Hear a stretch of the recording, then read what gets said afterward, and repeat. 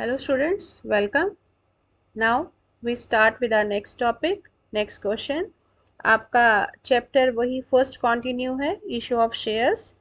इसमें आगे हम करते हैं इलस्ट्रेशन नंबर 15. देखिए ये इलस्ट्रेशन 15 भी ओवर सब्सक्रिप्शन से ही रिलेटेड है. तो इसकी इलस्ट्रेशन देखिए. X Limited issued 8,000 equity shares of 100 each, payable rupees 40 on application, rupees 30 on allotment and balance on first and final call. देखिए 8,000 कंपनी ने शेयर्स इशू किए हैं.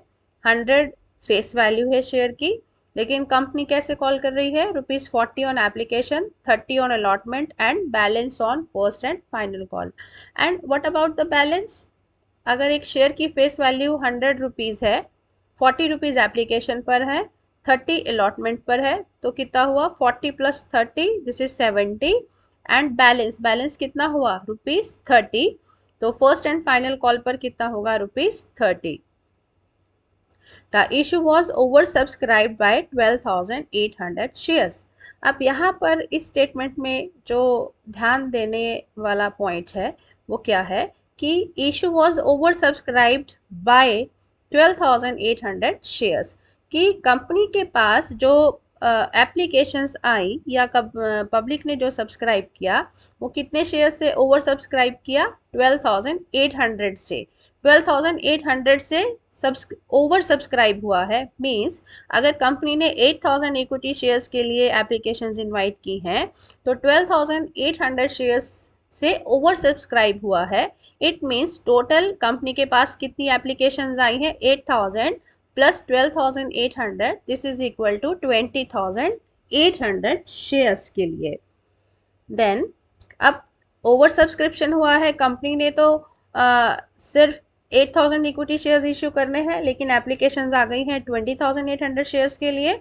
तो what is the scheme for the over subscription? Company ने क्या किया है? Applications for 6,000 shares were allotted only 1,000 shares.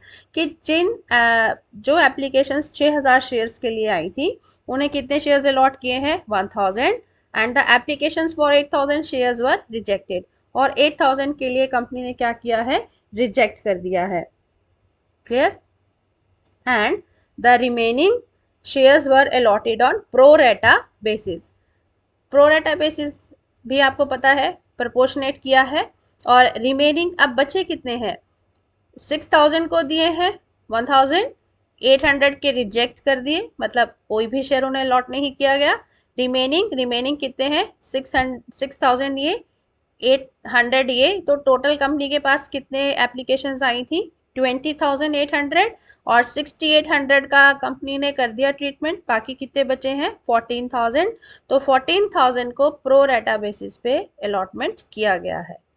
Over payments were utilised up to the payment of allotment and calls. और जो भी ओवर पेमेंट था, ओवर पेमेंट मीन्स कि जिन्होंने 6,000 के लिए अप्लाई किया था उनको 1,000 शेयर्स दिए, और बाकी जो प्रो रेटा किया था उन्होंने भी ज़्यादा शेयर्स के लिए अप्लाई किया होगा, लेकिन उनका अलॉटमेंट कम शेयर्स किया होगा, कम शेयर्स उनको अलॉट किए होंगे. तो जो भी उनका एक्सेस मनी था एप्लीकेशन पर उसको कंपनी ने कहाँ एडजस्ट किया है? Allotment and calls. The application money was to be return in full where no allotment was made. और जहाँ पर कोई भी अलॉटमेंट नहीं किया गया, कंपनी ने सारा उनका जो अमाउंट है एप्लीकेशन मनी वो रिटर्न कर दिया. The entire amount due on allotment and final call was duly received in time. और फिर सारा जो अमाउंट था अलॉटमेंट पे ड्यू और फाइनल कॉल पे कंपनी को रिसीव हो गया टाइम पर. ठीक है. पास नेसेसरी जर्नल एंट्रीज. अब आपको इसकी जर्नल एंट्रीज करनी है. तो जर्नल एंट्रीज तो बहुत ही सिंपल है, वो हम पहले भी बहुत क्वेश्चंस में कर चुके हैं, बेसिक एंट्रीज हैं. लेकिन ओवर सब्सक्रिप्शन के लिए हमें सबसे पहले कैलकुलेशन टेबल बनाना है. टेबल में हमारे वही कॉलम्स बनेंगे, हेडिंग्स बनेंगे. Shares applied, shares allotted, application money received, application money due, surplus, allotment money due, allotment money adjusted, allotment money received, surplus, then call money due, call money adjusted, call money received, surplus to be refunded. तो first shares applied, first category कौन से थे, 6000 shares, जिन्होंने 6000 के लिए apply किया था उनको कितने अलॉट किए हैं, 1000। तो shares applied 6000, shares allotted 1000। Application money received, उनका एप्लीकेशन मनी कितना आया होगा, 6000 पर 40 रुपीज़ के अकॉर्डिंग 6000 इंटू 40, 2,40,000। लेकिन कंपनी ने उनको कितने शेयर्स अलॉट किए हैं, ओनली 1000। और अगर 1000 शेयर्स ही अलॉट किए हैं तो इसका मतलब उनका एप्लीकेशन मनी 1000 शेयर पर कितना बनता है, 1000 इंटू 40, ओनली 40,000। तो एप्लीकेशन मनी उनका 40,000 बनता है, लेकिन उन्होंने ज़्यादा शेयर्स पे दिया है, तो 2,40,000 में से 40,000 हमने एप्लीकेशन पर अगर हम एडजस्ट कर देते हैं तो एक्सेस कितना बचता है, 2 लाख, जो कि क्या है, सरप्लस है। नेक्स्ट, अब इस सरप्लस को हम आगे एडजस्ट कर सकते हैं। अब देखते हैं कि इस कैटेगरी के शेयर होल्डर्स का अलॉटमेंट मनी कितना बनता है। इनको कितने शेयर्स अलॉट किए गए हैं, 1000। अलॉटमेंट पर शेयर कितना है, ₹30। तो 1000 इंटू 30, 30,000। अलॉटमेंट मनी इनका कितना बनता है, 30,000। और सरप्लस में अभी कितना पड़ा है इनका, 2 लाख। तो 2 लाख में से 30,000 हमने यहाँ एडजस्ट कर लिया, लेकिन 30,000 एडजस्ट करने के बाद भी वी हैव सरप्लस। हमारे पास कितना अमाउंट बचता है, 2 लाख माइनस 30, यहाँ पे हमारे पास फिर सरप्लस कितना बच गया, 1,70,000। अब इनका हम कॉल मनी देखते हैं कितना ड्यू बनेगा। कॉल मनी कितना था, ₹30। तो 1000 शेयर्स पर ₹30 इंटू 1000, 30,000। तो 30,000 पर कॉल मनी ड्यू किया, 1,70,000 इनका हमारे पास एक्सेस मनी पड़ा था। एक्सेस मनी 1,70,000 में से 30,000 हमने कॉल मनी पर एडजस्ट कर लिया। कॉल मनी रिसीव कौन कितनी करेंगे, नील, क्योंकि सारा हमारा यही एडजस्ट हो गया। तो इस वाली कैटेगरी से कॉल मनी रिसीव नहीं किया जाएगा, क्योंकि वो हमने एप्लीकेशन मनी जो एक्सेस में था उसमें से ही एडजस्ट कर लिया। लेकिन 30,000 एडजस्ट करने के बाद भी वी स्टिल हैव सरप्लस। कितना था इनका, 1,70,000। 1,70,000 में से 30,000 हमारा कॉल मनी पे एडजस्ट हो गया, and still we have 1,40,000। But 1,40,000 अब हमें फर्दर रिक्वायर्ड नहीं है, क्योंकि कॉल मनी तक एक शेयर की का अमाउंट पूरा हो चुका है, तो कंपनी को अब फर्दर रिक्वायरमेंट नहीं है। तो ये जो एक्सेस मनी बचा 1,40,000, ये जो सरप्लस है that will be refunded first category को। नेक्स्ट कैटेगरी है 800 शेयर्स वर रिजेक्टेड। 800 शेयर्स को एक भी शेयर नहीं दिया गया, तो 800 शेयर्स अप्लाइड, 800 शेयर्स अलॉटेड नील। लेकिन जब उन्होंने अप्लाई किया था तो एप्लीकेशन मनी दिया होगा। 800 शेयर्स पर एप्लीकेशन मनी कितना रिसीव था, 800 इंटू 40, 32,000। लेकिन इनका ड्यू कुछ नहीं किया, सरप्लस 32,000 ही बचेगा, कहीं कुछ एडजस्ट नहीं होगा, तो सीधा 32,000 कहाँ जाएगा, रिफंड में, क्योंकि इन्हें कोई भी शेयर अलॉट नहीं किया गया। नेक्स्ट कहा है रिमेनिंग, रिमेनिंग शेयर्स। रिमेनिंग कितने थे, टोटल एप्लीकेशन आई थी 20,800 शेयर्स के लिए, तो 6,000 और 800 यहाँ पर हो गया, तो रिमेनिंग एप्लीकेशंस कितनी हमारे पास बचती हैं, 14,000। तो 14,000 के लिए जिन्होंने अप्लाई किया था उनको कितने अलॉट किए, कंपनी ने कितने अलॉट करने थे, 8,000। 8 में से 1 यहाँ पर कर दिया, तो कंपनी के कितने शेयर्स बचे, 7,000। तो रिमेनिंग एप्लीकेशंस मींस रिमेनिंग कितनी है, 14,000, और रिमेनिंग शेयर्स कितने बचते हैं हमारे पास, 7,000। तो 14,000 को कितने शेयर्स अलॉट किए हैं, 7,000। लेकिन इनका एप्लीकेशन मनी कितने पर रिसीव हुआ होगा, 14,000 शेयर्स पर। तो 14,000 इंटू 40, 2,80,000 इनका एप्लीकेशन मनी आया है। तो सॉरी, 14,000 पर इनका एप्लीकेशन मनी कितना आया है, 5,60,000। लेकिन बनता कितना है, इनको कितना हमने शेयर्स अलॉट किए हैं, 7,000। 7,000 इंटू 40, 2,80,000। तो 5,60,000 इन्होंने एप्लीकेशन मनी दिया था, लेकिन इनका शेयर अलॉटमेंट कम था, जस्ट हाफ था, तो 7,000। तो इनका एप्लीकेशन मनी कितना बनता है, 2,80,000। 2,80,000 अगर हम एप्लीकेशन पर एडजस्ट कर दें तो बाकी कितना बचता है इनका सरप्लस, 2,80,000। अब देखते हैं इनका अलॉटमेंट मनी कितना बनता है, इनको शेयर्स कितने अलॉट किए हैं, 7,000। अलॉटमेंट मनी है ₹30। तो 7,000 इंटू 30 कितना बनता है, 2,10,000। सरप्लस हमारे पास 2,80,000 था, 2,80,000 में से 2,10,000 हमने अलॉटमेंट मनी पर एडजस्ट कर दिया। लेकिन वो भी करने के बाद हमारे पास अभी भी सरप्लस बचता है, और सरप्लस कितना बचता है, 70,000। 2,80,000 था, 2,10,000 यहाँ एडजस्ट हो गया and the remaining surplus is 70,000। अब हम इसको कॉल पर एडजस्ट कर सकते हैं। कॉल पर देखिए कितना अमाउंट बनता है, कंपनी ने कितने शेयर्स अलॉट किए हैं 7,000।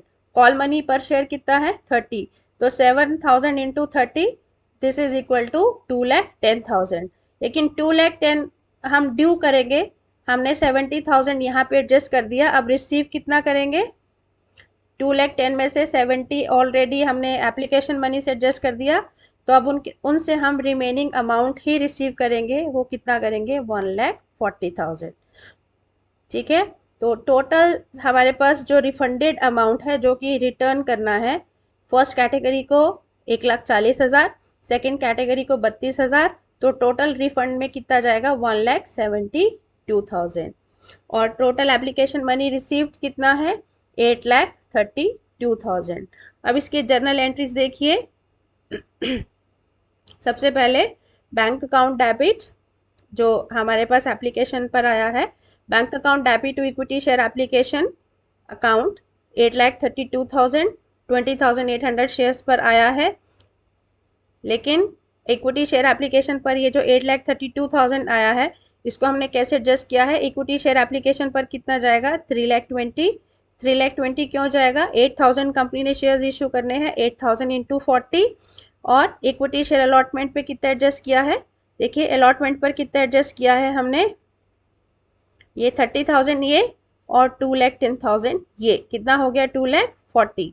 तो 2,40,000 हमने अलॉटमेंट पर एडजस्ट किया है, 2 share allotment, 2 share call. Call पे कितना एडजस्ट किया है, देखिए कॉल मनी एडजस्टेड 30,000 ये और 70,000 ये, टोटल कितना हो गया 1,00,000। तो 1,00,000 शेयर कॉल हो गया। और टू बैंक जो कि हमने अमाउंट रिफंड कर देना है, वो देखिए रिफंड में कितना जाएगा 1,40,000 फर्स्ट कैटेगरी का और 32,000 सेकेंड कैटेगरी का, दिस इज 1,72,000। ये हमारा कहाँ जाएगा रिफंड में, जो कि किस एंट्री से होगा to bank account 1,72,000।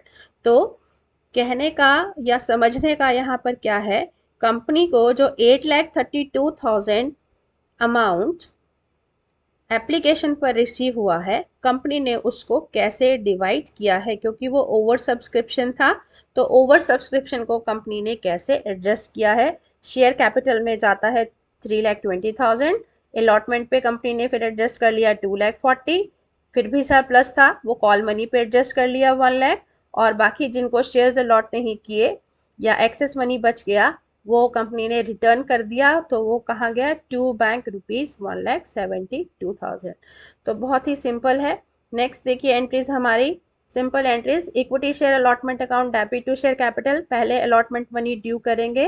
Allotment money due करने की एंट्री क्या है 8,000 शेयर्स पर, 8,000 शेयर्स पर कितने अमाउंट से रुपीस, अलॉटमेंट मनी कितना है ₹30 ऑन अलॉटमेंट, तो 8,000 इंटू 30 2,40,000। लेकिन अब इसको रिसीव नहीं करेंगे, क्यों रिसीव नहीं करेंगे, क्योंकि ये हमारा सारा अलॉटमेंट मनी जो है ये ऑलरेडी एडजस्टेड है, ये हम पहले ही रिसीव कर चुके हैं, तो सिर्फ हम अलॉटमेंट मनी ड्यू करने की एंट्री करेंगे, रिसीव करने की एंट्री नहीं करेंगे। अगर रिसीव करने की एंट्री करते तो हम क्या करते, bank account debit to equity share allotment, अब वो हम नहीं करेंगे। ठीक है, अब नेक्स्ट है equity share first and final call account debit to equity share capital. पहले हम फर्स्ट कॉल ड्यू करेंगे, ड्यू करने की एंट्री 8,000 शेयर्स हैं, 8,000 इंटू 30 2,40,000। लेकिन रिसीव कितना करेंगे, हमारा देखिए कॉल पे 1,00,000 ऑलरेडी एडजस्टेड है, हमने कॉल पे मंगाना था 2,40,000, लेकिन 2,40,000 में से 1,00,000 हम ऑलरेडी एडजस्ट कर चुके हैं। तो फाइनली अब हमारे पास शेयर होल्डर से कितना अमाउंट रिसीव होगा, bank account debit to equity share first and final call कितने ₹1,40,000। क्लियर, तो ये जो कैलकुलेशन है, अगेन ये कैलकुलेशन प्रो रेटा अलॉटमेंट की है, उसके लिए हमने कैलकुलेशन टेबल बना दिया है, आप उससे भी समझ सकते हैं और आप इसको भी देख के ट्राई कर सकते हैं। So it is your choice कि आपको कौन सा मेथड जो है वो ज़्यादा ईजी लगता है। नेक्स्ट जो हमारा इसमें इम्पॉर्टेंट टॉपिक आता है that is about the four feature of shares. Forfeiture of shares क्या होता है कि देखिए, आपको मैंने पहले कॉल्स इन एरियर्स का एक कॉन्सेप्ट बताया था कि कंपनी कुछ अमाउंट को कॉल करती है, लेकिन किसी जब शेयर के ऊपर कंपनी अमाउंट को कॉल कर रही है और कोई शेयर होल्डर उसके ऊपर अमाउंट का पेमेंट नहीं करता, तो वो क्या होता है, कॉल्स इन एरियर्स। लेकिन बार बार रिमाइंडर देने के बाद भी अगर कोई शेयर होल्डर कंपनी को कॉल्स इन एरियर्स का अमाउंट को का पेमेंट नहीं करता, तो कंपनी उसके शेयर्स को फोरफिट कर लेती है। फोरफिट करने का मतलब है जब्त कर लेती है। ये एक तरह का पनिशमेंट है कि कंपनी उसके शेयर्स को कैंसिल कर देती है, अब वो कंपनी का शेयर होल्डर नहीं रहता, और जितना भी अमाउंट वो कंपनी को दे चुका था शेयर के ऊपर, कंपनी उस अमाउंट को अपने पास रख लेती है और शेयर होल्डर को वो नहीं दिया जाता। तो इसीलिए कहा जाता है कि कंपनी ने उसके शेयर को जब्त कर लिया या फोरफिट कर लिया। ठीक है। तो if a shareholder fails to pay the allotment money, कोई भी मनी हो सकता है, या तो अलॉटमेंट मनी नहीं दिया होगा या उसने कॉल मनी नहीं दिया होगा, on his shares as called upon by the company, his shares में be forfeited by giving due notice and following the procedure specified in the articles of association on this behalf. तो company के बार बार reminder देने के बाद भी अगर कोई शेयर होल्डर कंपनी को कॉल्स इन एरियर्स पे पेमेंट नहीं करता नोटिस देने के बाद भी, तो जो आर्टिकल्स ऑफ एसोसिएशन में प्रोसीजर बताया है, उस प्रोसीजर को फॉलो करते हुए कंपनी कंपनी क्या कर सकती है, उसके शेयर्स को फोरफिट कर सकती है।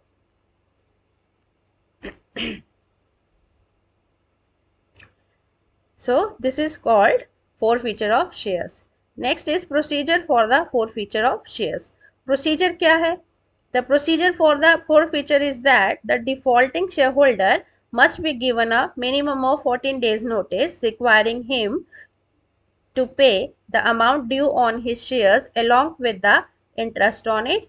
In spite of this notice, if the shareholder does not pay the unpaid amount, the company can forfeit the shares by passing a resolution and giving the notice of the resolution to the defaulting shareholder. Procedure में क्या है कि कम से कम उसे 14 days का notice देना चाहिए और उसे कहा जाना चाहिए कि वो जितना भी उसका अमाउंट पेंडिंग है वो उसका पेमेंट करे, और कॉल्स इन एरियर्स के ऊपर इंटरेस्ट भी होता है और उसका इंटरेस्ट का भी पेमेंट करे। लेकिन ये सारे नोटिस देने के बाद भी, in spite of giving this notice, if the share holder does not पे द अनपेड अमाउंट, तो कंपनी उसके शेयर्स को क्या करती है, फोरफिट कर लेती है। एक रेजोल्यूशन पास करके, रेजोल्यूशन पास करना मतलब प्रस्ताव पास करके, और फिर उस रेजोल्यूशन, जो भी उसने रेजोल्यूशन पास किया है, उसका वो नोटिस डिफॉल्टिंग शेयर होल्डर को सेंड कर देती है। इसके बाद आता है effect of forfeiture of shares. इसका क्या इफेक्ट पड़ता है?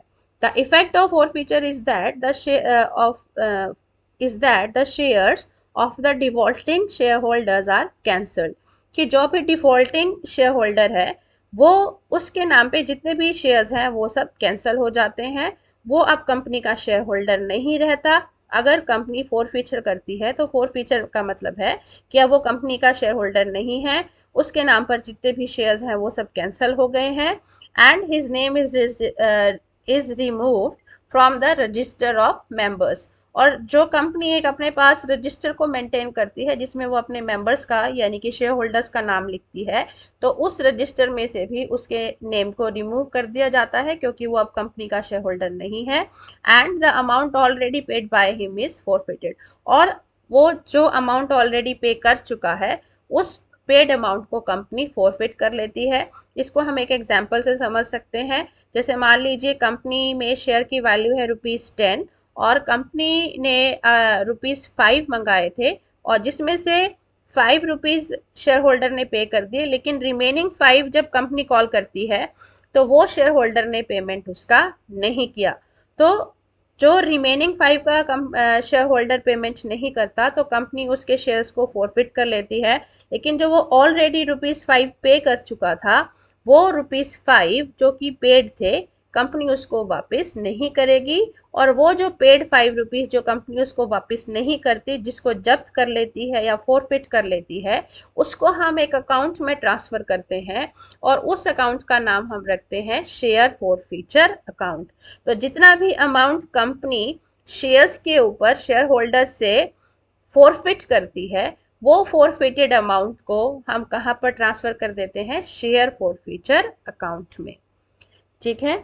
अब नेक्स्ट हम देखते हैं कि इसका अकाउंटिंग ट्रीटमेंट क्या है। Following cases arise in this case, कैसे हो सकता है, forfeiture of shares issued at par. अगर कंपनी ने शेयर्स को एट पार इशू किया है, और उस केस में एट पार मीन्स की फेस वैल्यू पर ही इशू किया है, और उस केस में अगर कंपनी शेयर्स का फोरफीचर करती है, तो उसकी अकाउंटिंग एंट्री क्या होंगी, शेयर कैपिटल अकाउंट डेबिट। देखिए, शेयर फोरफीचर किया जाता है तो शेयर्स को हम कैंसिल कर रहे हैं। जब शेयर्स को हम कैंसिल करते हैं तो हमारा शेयर कैपिटल कम होता है, और जब भी शेयर कैपिटल कम होगा तो हमारा शेयर कैपिटल अकाउंट क्या होगा, डेबिट होगा। So share capital account debit, जितना अमाउंट अभी तक कंपनी ने कॉल किया है, amount called up. To share allotment, share allotment, अगर शेयर होल्डर ने अलॉटमेंट मनी नहीं दिया तो हम उसे क्या करेंगे, टू शेयर अलॉटमेंट। और उसके बाद अगर कंपनी ने कॉल भी कर लिया और शेयर के ऊपर फर्स्ट कॉल फाइनल कॉल भी किया और शेयर होल्डर ने वो भी अमाउंट नहीं दिया, तो to share calls, amount not received on calls. ठीक है। टू शेयर फोरफीचर, फोरफीचर में कौन सा अमाउंट जाएगा, जो कि शेयर होल्डर पे कर चुका था, अमाउंट रिसीव्ड सो फार। तो शेयर कैपिटल जितना अमाउंट कंपनी कॉल कर चुकी है, जैसे अभी मैंने जो आपको एग्जांपल दिया था, ₹10। शेयर अलॉटमेंट, अगर अलॉटमेंट पे मान लीजिए ₹3 नहीं आए कंपनी के पास, तो ₹3। टू शेयर कॉल पे ₹2 नहीं आए तो by ₹2। Share for feature, share holder ₹5 का पेमेंट कर चुका था, और वो ₹5 जो कि उसने एप्लीकेशन के साथ दे दिए होंगे, जो पेमेंट कर दिया होगा, वो कहाँ पर चला जाएगा, शेयर फॉर फीचर अकाउंट में, अमाउंट रिसीव्ड सो फार। तो ₹5 जो कि उसका पेमेंट था, वो हमारा कहाँ चला जाएगा, टू शेयर फॉर फीचर। तो share capital ₹10, share allotment ₹3, share call ₹2, share for feature ₹5। तो ये एग्जाम्पल के थ्रू मैंने आपको बताया है। नेक्स्ट है for feature of shares which were issued at premium. अगर कंपनी प्रीमियम पर इशू करती है शेयर्स को, तो उस समय पर फॉर फीचर कैसे होगा।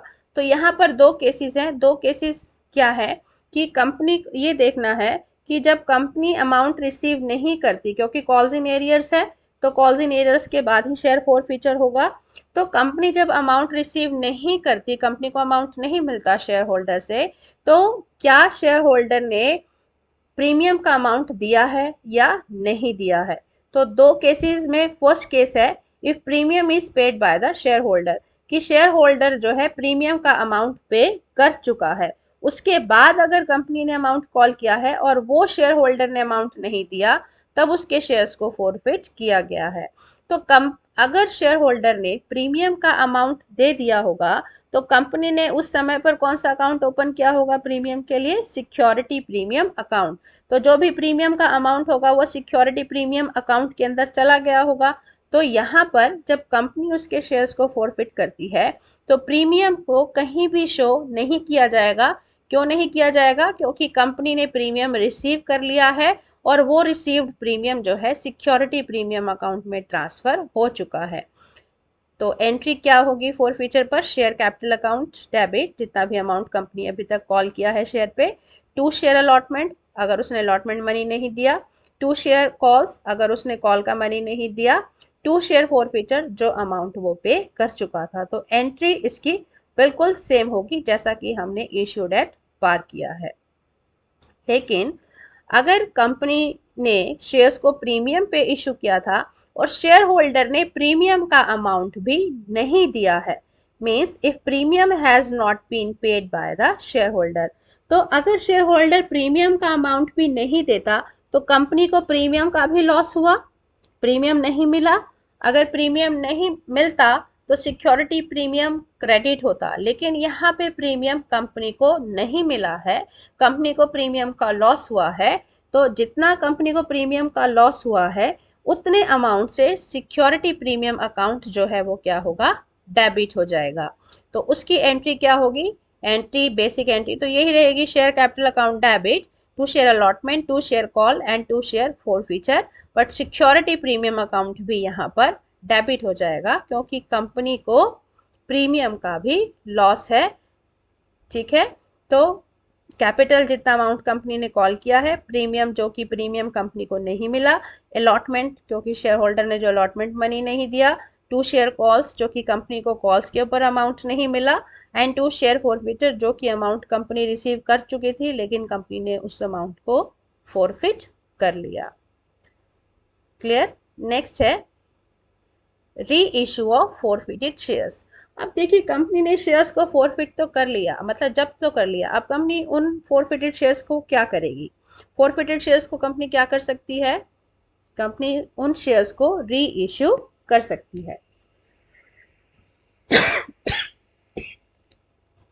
सो री इशू जैसे नाम से ही पता चल रहा है, दोबारा से इशू करना। री issue of forfeited shares means resale of shares. Shares को हम दोबारा से रीसेल करते हैं, मतलब कंपनी ने नए शेयर होल्डर्स बना लिए हैं और वो शेयर्स उनको दे दिए हैं। Forfeiture of shares refers to the cancellation of shares. आपको ये बताया है कि फॉरफीचर का क्या मतलब होता है कि हमने शेयर्स को कैंसिल कर दिया। And forfeited shares will be available with the company for sale. अब वो शेयर्स किसके पास आ गए? कंपनी के पास आ गए, कंपनी उनको फर्दर सेल कर सकती है। The company is an under obligation to dispose of the forfeited shares which is called the reissue of shares। अब कंपनी उन forfeited shares को क्या कर सकती है? दोबारा से इशू कर सकती है। ठीक है। Then a company may reissue these shares at any price but total amount received on these shares should not be less than the amount of arrears on these shares। अब कंपनी चाहे इनको किसी भी प्राइस के ऊपर shares को री issue कर सकती है। And this reissue can be done in 3 ways. इसको हम 3 तरीके से इशू कर सकती है कंपनी। कैसे? वही री इशू एट पार, री issue at premium and re issue at discount.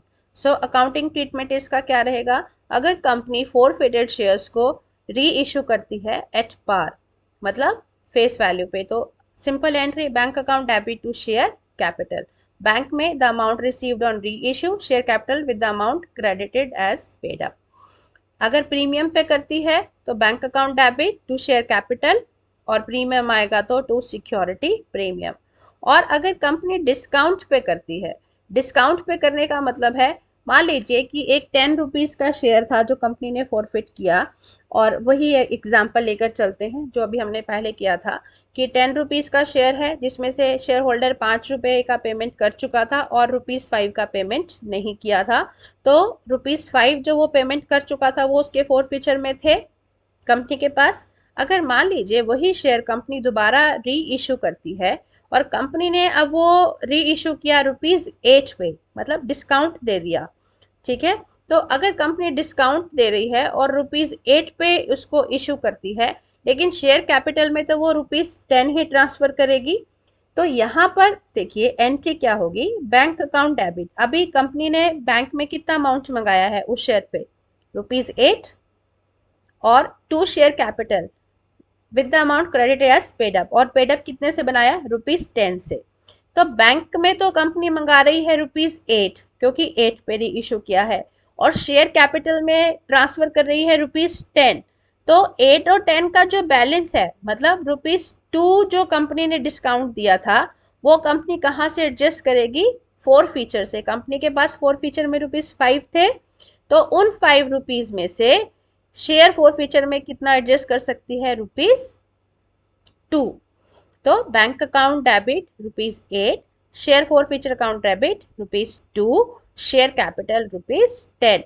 तो शेयर फोर फीचर में 5 थे जिसमें से 2 यहाँ पे यूटिलाइज हो गए। अभी कितने हमारे पास उसमें बचते हैं? ₹3। अब ये जो ₹3 बचे हैं, देखिए कंपनी ने जिन शेयर्स को फॉरफिट किया था और फोर फीचर में कंपनी ने ₹5 ट्रांसफर किए थे, एग्जाम्पल लेकर ही चल रहे हैं, और उस फोर फीचर को कंपनी ने यूटिलाइज कर लिया। कहाँ? जब कंपनी ने उन फॉरफिटेड शेयर्स को री इशू किया। तो फोर फीचर में ₹5 आए, री इशू भी किया, लेकिन री इशू करते हुए कंपनी ने 5 में से ₹2 यूटिलाइज कर दिए, लेकिन फोर फीचर अकाउंट में अभी भी ₹3 पड़े हैं। तो वो शेयर्स तो री इशू हो चुके हैं लेकिन उनका फोर फीचर अभी बचता है। तो कंपनी क्या, कंपनी के लिए या कंपनी अकाउंट्स के अंदर हम फोर फीचर के अंदर अकाउंट में ऐसे अमाउंट को नहीं छोड़ते, हम उसको क्लोज करते हैं और क्लोज करने के लिए हमारे पास क्या ट्रीटमेंट है कि treatment for profit on re issue of shares, कि वो जो ₹3 बच गए कंपनी के पास फोर फीचर में, वो कंपनी के लिए शेयर के ऊपर प्रॉफिट हुआ, क्योंकि शेयर ₹10 का था, कंपनी ने उसको फोरफिट करके ₹5 फोर फीचर में थे, री इशू कर दिया। 5 में से कंपनी ने री इशू में 2 यूटिलाइज कर लिए, लेकिन 3 फिर भी बच गए। तो ये कंपनी के लिए प्रॉफिट हुआ री इशू करते हुए। और ये कंपनी का प्रॉफिट किस नेचर का है? कैपिटल नेचर का है। और हम पहले भी बात कर चुके हैं कि जो भी कैपिटल नेचर का प्रॉफिट होता है, हम उसको कहाँ पे ट्रांसफर कर देते हैं? कैपिटल रिजर्व में। अभी कैपिटल नेचर का हम क्यों कह रहे हैं? क्योंकि ये नॉन रैकरिंग है, इरेगुलर है, कंपनी के नॉर्मल कोर्स ऑफ बिजनेस से नहीं हो रहा, कंपनी हमेशा इस तरह का प्रॉफिट अर्न नहीं करती, कंपनी को हमेशा इस तरह से इनकम नहीं होती कि हमेशा कंपनी फोर फीचर्स करती है शेयर्स का और री इशू करती है, और री इशू में फिर कंपनी उसके ऊपर प्रॉफिट अर्न करती है। तो ऐसा कंपनी का ये नॉर्मल जो है वो बिजनेस नहीं है। तो ये कभी कभी होने वाला एक आप कह सकते हैं कि कॉन्सेप्ट है। तो यहाँ पर शेयर फोर फीचर में जो भी अमाउंट बचता है वो कंपनी के लिए कैपिटल प्रॉफिट है, और वो capital profit ultimately we transfer to capital reserve account.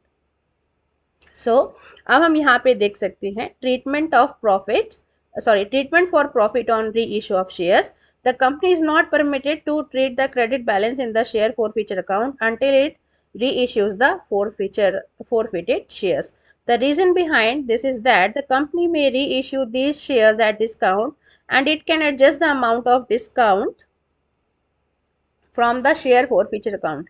जैसे आपको बताया कि फोर फीचर अकाउंट से वो डिस्काउंट के अमाउंट को एडजस्ट कर सकती है। जैसे 8 में इशू किया, ₹2 का डिस्काउंट दिया, तो वो ₹2 कहाँ से एडजस्ट किए? फोर फीचर अकाउंट से। The important point to be noted here that the company will transfer the amount of share forfeiture account to the capital reserve, but in case where only a portion of forfeited shares is reissued, then only the profit made on reissue such shares must be transferred to capital reserve। ये यहाँ पर ये जो एक paragraph है, इसके हम questions आगे फर्दर करेंगे, प्रैक्टिकल क्वेश्चंस। इसमें बताया है कि मान लीजिए कि एक कंपनी ने 100 शेयर्स फॉरफिट किए, ठीक है? तो 100 शेयर्स का फॉरफीचर का जो अमाउंट होगा वो फॉरफीचर अकाउंट के अंदर होगा। लेकिन जब कंपनी री इशू करती है, री इशू करते हुए कंपनी ने केवल 70 शेयर्स ही री इशू किए हैं, तो 70 शेयर्स को अगर वो री इशू डिस्काउंट पे करती है, तो 70 शेयर्स का जो फोरफिटेड का प्रॉफिट होगा वही यूटिलाइज किया जाएगा। अब वो कैसे यूटिलाइज होगा, उसको हम कैसे कर सकते हैं, तो ये ज़्यादा अच्छे से हमें क्लियर होगा जब हम इसका प्रैक्टिकल पोर्शन करेंगे। यहाँ पर अगर मैं अभी आपको ज़्यादा बताऊंगी तो हो सकता है कि आप कंफ्यूज हो जाएं इस कॉन्सेप्ट में। तो ये हम पोर्शन करेंगे, लेकिन करेंगे जब इसका प्रैक्टिकल पार्ट करेंगे। तो आई होप कि आपको यहाँ तक समझ आ गया होगा। सो थैंक यू, मिलते हैं नेक्स्ट लेक्चर में। Thank you so much.